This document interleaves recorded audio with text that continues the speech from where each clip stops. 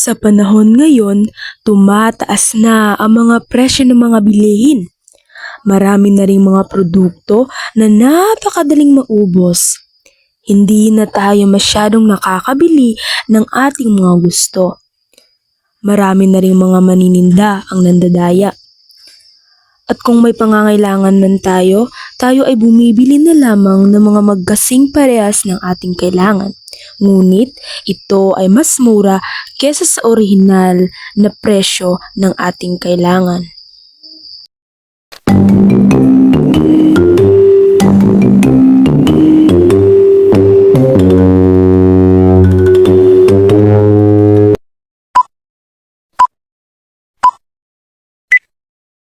Magkano sa kilo?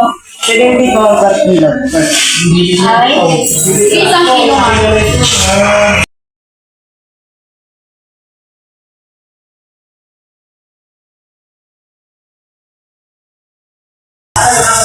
O, isang kilo na madam. Sige, pag-prilo mo na prilo. Mahal na pala yung bigas mo. Oo nga madam, sobrang mahal kaya hindi kami.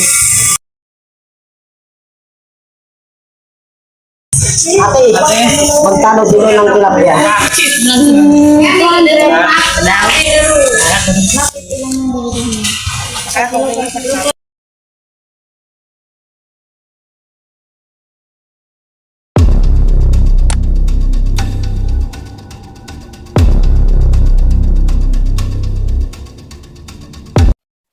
Magkano itong mga kapito dito ang binibigyan? Magkano naman itong mga soft drinks na binibenta niyo? 15 pesos po. Kung alak na binibenta.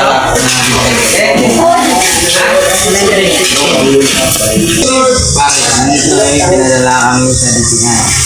Kasi marami na yun ang sumusobra ang presyo at pangababa. Kasi kung di kayo sumusunod sa mga batas ng gobyerno, dahil kapag sumusunod, maaari kayong mapagtuhan at makulong.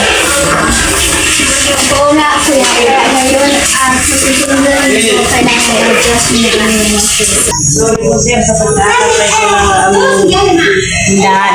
Dahil lugi kami sa income. Kung gusto niyo po, Huwag nga, may hindi pa kami. Kailangan namin.